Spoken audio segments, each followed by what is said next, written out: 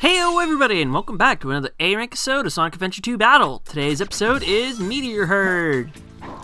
And if you remember from the last episode, I constantly kept getting A-Ranks confused from Mad Space with this one, because while this one didn't take as long as Mad Space, it was actually more frustrating overall.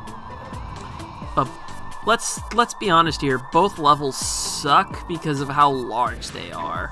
Like, if it really is the gimped radar that screws over these sections. Like, if the radar was literally anything like Sonic Adventure 1's radar, these would be a whole lot more bearable.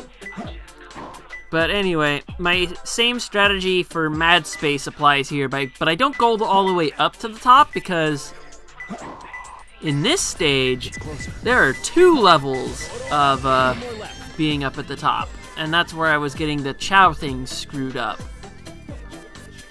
But anyway, this was also quite frustrating to A-Rank because every single fucking piece is so spread out, and sometimes I'm just like, I cannot get around fast enough. Jesus. But other than that, well, there's not really much else to it other than I have to go get the Master Emerald shards again. And I'm mainly showing it this first time because, well, this is the pain of doing it, and I finally get to figure out that, hey, there's a shard around here somewhere. You should go and find it. And maybe something I should have explained all this time, probably so long ago, that in order to actually get a perfect bonus, you need to find a Master Emerald shard within 1 minute. If it's the first one, you have to find it within a single minute. If it's anything after that, you have to find it within 1 minute of finding another shard, and that's how you do it. Well, to get all those bonuses. And it was a complete pain in my ass doing it, because resets for good setups. Yeah. 100 rings. This took me a little bit to actually do because fucking random meteors, and everybody loves those, right? Right? I can hear the crickets now. So riveting. But anyway, there's an easy 20 right there that you can grab, and once again, Sonic Adventure 2 physics. Running on the side of the thing when I really shouldn't be. Oh well. At least for the most part, the physics work, right? I'm gonna keep pulling that card again, aren't I, throughout this? But I do have to say something after. Well, actually, I should wait to say that until the end. Yeah. Either way, the rings, they're the best conglomerate of rings is mostly on this midsection without going up to the top this time around. Because that's where all the ring capsules are. And that's 5. I should be just about done here, because there's more rings around here. I think that's like another 6 or 8 or something, I don't remember. Oh, at this point I'm just like, okay, now I remember where some 10s are, so it's really easy. Just gotta find that last 10, and we are done, and that's the last 10. I found him. Alright, that's 1A rank down. And next up is Chow's. This is where I was actually screwing up, just like trying to look around for it. And I found it up at the very tip top of the place. And it's the only reason I ever needed to go up there. Cause fuck trying to do that in the first place.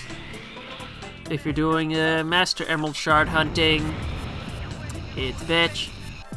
It's like, I don't want to deal with this, and I screwed up my camera, so I didn't know where the hell I was going. And I really should have informed earlier that you can actually use the R button to help get your orientation while you're on a spring. Because otherwise, the camera does not do you any favors whatsoever. Excuse me for that. Yeah, the camera does no favors when you're on a spring. Is there anything else other than to say? Funny thing, actually, with this warp point that I'm actually going to bring up with the Mystic Melody, the canisters are vertical instead of horizontal like usual. And instead of having to hunt through things or punch through things, you just have to activate another warp, and you are done. And I was like, wait, I didn't land on the Chow? That's stupid. Let's actually touch the Chow and finish the mission with plenty of time to spare. And yeah, the next section is you have to hunt them in a time limit. Nothing special really came out of it, so as usual, I'm going to edit right to the end. Like so, I hope. And there we go. There's the edit. And there's the last one. Once again, it's basically you're trying to get a good randomization of the shards so you don't have to go fucking everywhere for them. And I don't know why this one is tighter than the last one. In terms of score pointing. Wow, I can't talk. Of getting the points. But I did it. Hard mode. This one took me a few tries to get right, just because I wanted the right execution, and also these boulders suck. What you have to do is getting of how far the boulder is punched is based on your positioning. Well, not positioning, spacing between the boulder and whatnot. So if you don't want it to go very far, you need to stand a fair bit away from it so you can actually go for it. Now, this is the only mission in the entire game that has you using the sunglasses twice. So you use it right here, and there's an invisible spring which you have to try and hit, which I missed the first time around, but I managed to get back, so it's not all that much of an issue. I turn the camera around before I trigger the sunglasses, and then there's the shard flying around in space. Well, if you have a extremely good sense of direction, I guess you could just glide and fly around in space to try and find the shards, but I'm not that kind of person in this game, so yeah.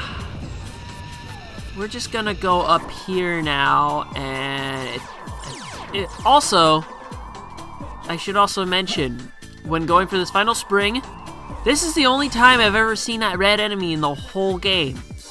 At least so far. And then you basically just have to use that hidden spring and then hit the shard.